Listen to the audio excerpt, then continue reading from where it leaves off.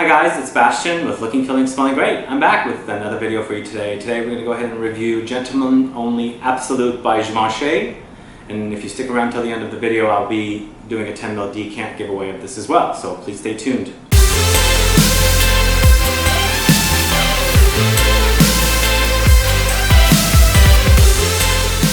The Gentleman Only Absolute is a new flanker from the Gentleman Only line of fragrances by Givenchy.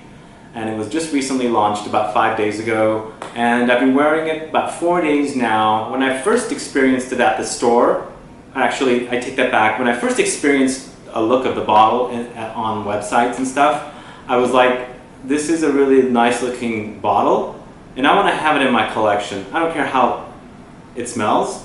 I wasn't sure what I was expecting. I looked up the notes and it had the cinnamon and the bergamot and the sandalwood and spicy stuff like that. So it's kind of different than the original releases in this line, which I do not have. And this is probably my very first Givenchy fragrance that I've purchased for a really, really long time. I think the last time I bought a Givenchy fragrance was in the 90s with Insensé. It's been a long time. It is an eau de parfum concentration. This retails for $96. It's 100 ml. And as I said, it's just recently launched. So I smelled it at the store and I was like, Spicebomb by Viktor Rolf. That was the very first thing I said. So when I say Spicebomb from Viktor Rolf, I think of cinnamon, and exactly, the dominant note in this is definitely cinnamon, and perhaps with that nutmeg, because it's a little different. It's a cinnamon, but it's got like other spices, and then some of the saffron, the leatheriness is in there as well. So that probably should have told me, do not pick this fragrance up, because Spicebomb is a great fragrance. Spicebomb also has tobacco. This unfortunately does not have tobacco. It does have vanilla and sandalwood. So I should say it's an absolute copy of Spicebomb by Viktor Rolf. No, I won't really say that because it's really not a copy of Spicebomb, but perhaps they were influenced by Spicebomb because, as I said, my first initial sniff of this fragrance at Bloomingdales was Spicebomb. But it is a different fragrance. It doesn't have the harshness of Spicebomb. This is a lot more softer, still spicy.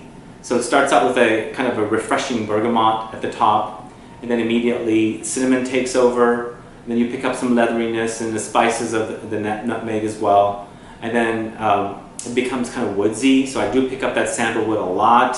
So it's basically the main players are sandalwood with cinnamon and vanilla, and then the freshness of bergamot. And that's pretty much what I get with Gentleman Only Absolute. It's not a groundbreaking scent, so it has been done before, like I said, with Spicebomb, but Spicebomb has tobacco and pink pepper, so it's got that spiciness. This is like not as sharp and biting as Spicebomb. It's just a lot more refined, but a lot more kind of restrained also. It's trying to be this oomphy fragrance, and unfortunately it is not, which is a negative against this fragrance. It's a bummer because they did such a great job at presentation. Even though I smelled it and I knew it's kind of reminding me of Spicebomb, I still took a crack at it. It's just trying to be something that it's not, unfortunately. And then here's a complete awful part about this fragrance. It's a shame because I was expecting something really beast-like with this fragrance, and even though it's eau de parfum, I thought, maybe they have intensified something here and made it into a really long-lasting fragrance, which unfortunately this does not last a long time, which is a really, really shame for this because I was thinking, okay, Givenchy is owned by LVMH, Dior is owned by LVMH. They released Dior Homme Parfum, which is a beast mode of a fragrance, really absolutely love it. And I thought, you know what, maybe this is going to be similar, but no. I think the fragrance has a very, very short life on me personally. Perhaps it's my chemistry or maybe my love for more beastly fragrances, which somewhat this comes off when you first smell it, like it could be something more potent than normal designer fragrances. But I'm getting probably 5.5 hours at the most with this one.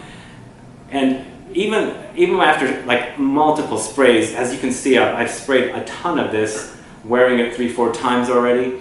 And my body just drinks it up, and the fragrance unfortunately just does not last. I'm disappointed in the performance. Smell-wise, it's pretty nice, not groundbreaking, it's not original, it's been done before. and performance-wise, it's just not worth it. I think this is going to appeal to the folks that are just starting out with fragrances and they want something a little more exciting than your typical freshy designer fragrance. They want something a little more intense, perhaps, smell-wise, because the intensity is at the top. Once it wears off, it's losing its intensity. It's going to become a really very low projecting skin scent, and then it's gone after 5.5 hours. But it's going to appeal to those folks who want to kind of get away from the typical freshy designer fragrance and do something a little more extreme, I guess, and thinking they're going to get something a lot more potent, which it is a little potent at the top, as I said, but it's not going to carry you throughout the whole day. You're going to have to replenish the fragrance over and over again. I also reviewed L'Homme Idéal de Parfum recently, which was also under the LVMH wing. That one also as well, that one actually appealed to me a lot more than this one.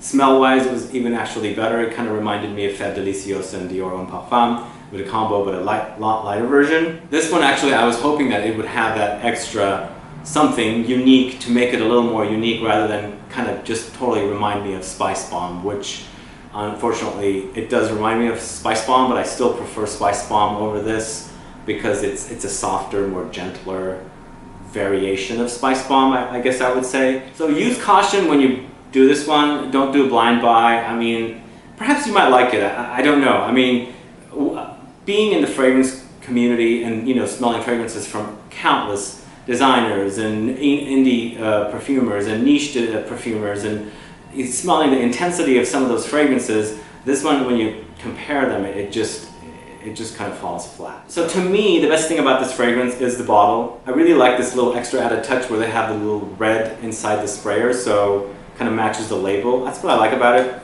It's a very heavy duty bottle. The color is really awesome. So I think it's a beautiful looking presentation. I mean, it stops there pretty much. What are your thoughts? Are you interested in trying Gentleman Only Absolute by Givenchy?